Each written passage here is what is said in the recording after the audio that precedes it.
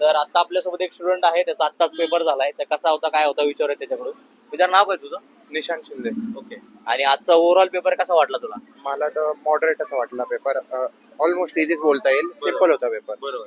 आणि ओव्हरऑल जर chapter wise distribution बघायचं झालं तर कुठल्या सब्जेक्ट मधून जास्त टॉपिक्स रिपीट झाले होते, कुठले चॅप्टर वर जास्त क्वेश्चन्स आले होते, काय वाटतं तुला? जो आपला रेग्युलर ट्रेंड होता ना तोच फॉलो झाला होता. Okay. म्हणजे कशातूनच काही जास्त नाही. जो रेग्युलर ट्रेंड फॉलो होता तोच फॉलो होता रेग्युलर ट्रेंड. बरोबर. 12th टॉपिक जास्तच होते.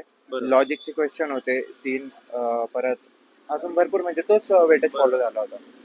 मागच्या काही शिफ्ट मध्ये कॅल्क्युलस वरती जरा जास्त वेटेज होतं, तर तसं काही तुला वाटलं का या शिफ्ट मध्ये? हा होते, म्हणजे 4 ते 5 क्वेश्चन होते पण होऊन गेले. सिम्पल होते. बरोबर. जास्त टफ नव्हतं. बरोबर.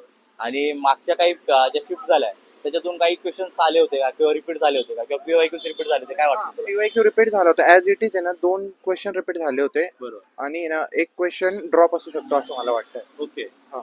आणि जे पण टाइम मॅनेजमेंट होतं ते टाइम मॅनेजमेंट व्यवस्थित होत होतं का? नाही, माझ्याकडून नाही झालं. मला थोडा वेळ लागून गेला, तो सुटून गेला. बरोबर. नाहीतर सर्वच क्वेश्चन सॉल्व्ह करण्यासारखे होते. बरोबर.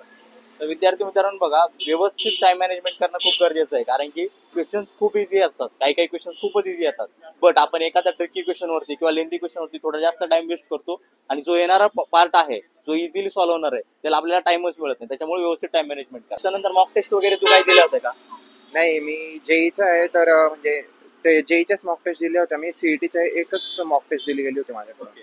बाकीचं जे रिमेनिंग टॉपिक्स होते ना, सीईटी आणि जेईचा सिलेबस वेगवेगळा आहे ना, मग ते कव्हर करायला मला तेवढा टाइम लागला. ओके. आणि जे आता पुढच्या शिफ्ट मध्ये काही स्टुडंट येणार आहेत किंवा पुढच्या वर्षी जे स्टुडंट आहेत, तर त्यांना तू काय सजेशन देशील की काय करायला पाहिजे, काय नाही करायला पाहिजे? मॉक टेस्ट दिल्या पाहिजे आणि टाइम मॅनेजमेंट नीट जमला पाहिजे. बरोबर. आणि ॲज पॉसिबल जेवढे क्वेश्चन सॉल्व्ह करता येतील तेवढे केले पाहिजे. बरोबर. आणि आता तू एक्झाम मधून किती स्कोर एक्सपेक्ट करतोस, काय वाटतं तुला? Around 150 plus. नक्कीच. तुला या मार्क्स होते नक्कीच चांगले पर्सेंटेज येतील. All the best.